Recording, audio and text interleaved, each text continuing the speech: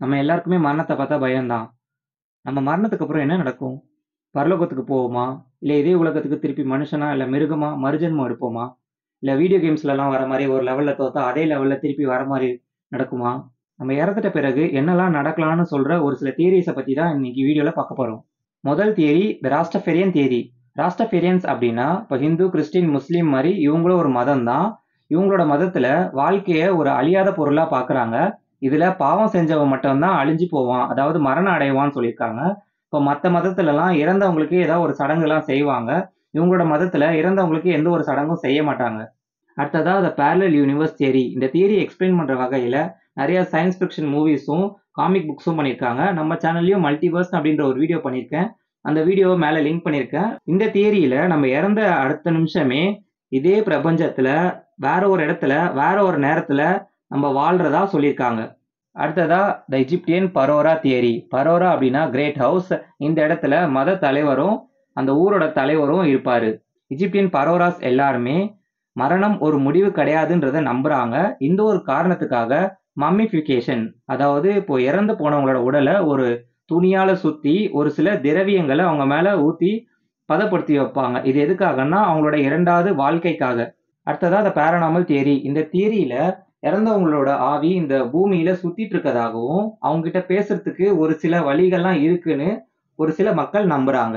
அடுத்ததா த Buddhist theory. நம்ம இறந்துட்ட அப்புறம் ஒரு கடவுளா, கடவுளோட வாகனமா, மனுஷனா, மிருகமா, இல்ல ஆவியா இந்த உலகத்துக்கு மறுபிறவி எடுப்போன்றத புத்தர்கள் நம்புறாங்க.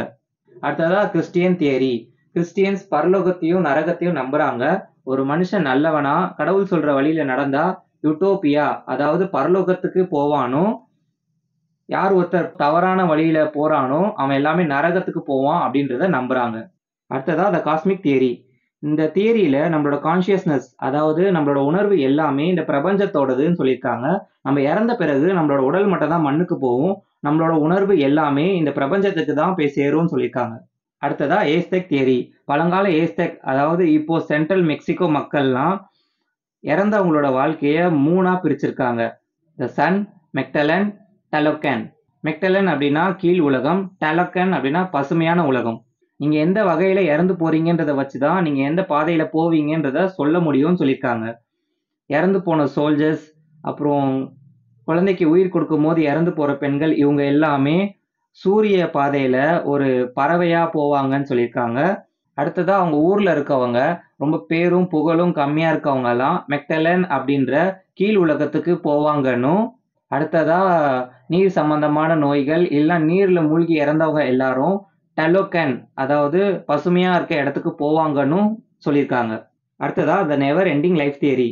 நான் சொல்லப் போற தியரியிலேயே இது கொஞ்சம் வித்தியாசமான தியரி.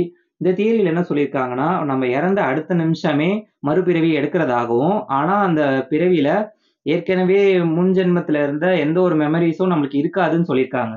அடுத்ததா த ஹிந்து தியரி. இந்துயிசம்லயும் மறுபிறவி அப்படின்ற கான்செப்ட நம்புறாங்க. இந்த ஜென்மத்துல நீங்க செய்யற ஆக்ஷன்ஸ் எல்லாத்தையும் வச்சு தான் அடுத்த ஜென்மத்துல நீங்க என்னவா பிறப்பீங்கன்றத முடிவு செய்யப்படும்னு சொல்றாங்க. அடுத்ததா த ஃப்ரோசன் ஹெட் தியரி. ஒரு சில மக்கள் இறந்து போனவங்களோட உடல ஃப்ரீஸ் பண்ணி வச்சா, அவங்களோட எதிர்காலத்துக்கு இந்த உடல் திருப்பி பயன்படும்ன்றத நம்புறாங்க. அது மட்டும் இல்லாம, இப்படி ஃப்ரீஸ் பண்ணி வைக்கிறதால அவங்க உயிரோட இருப்பாங்கன்றதும் நம்புறாங்க. அடுத்ததா the tree theory. Tree of life அப்படின்ற வார்த்தைய கேள்விப்பட்டிருக்கீங்களா? ஒரு சில மக்கள் இறந்து போனோனே அவங்களோட உடல சாம்பலாக்கி, அந்த சாம்பல ட்ரீ பாட்ல வச்சு மண்ணுக்கடியில புதைக்கணும்னு சொல்லியிருக்காங்க. இது எதுக்காகன்னா, இதன் வழியா அவங்களோட உடம்ப பூமிக்கு குடுத்ததாகவும், அடுத்த ஜென்மத்துல ஒரு நல்ல மரமா இருக்கணும்னு நெனைக்கிறாங்க. இன்னும் இந்த மாரி வீடியோஸ்லாம் பார்க்க ட்ரேஸ் ஆஃப் ஃபயர் சேனலுக்கு சப்ஸ்கிரைப் பண்ணுங்க.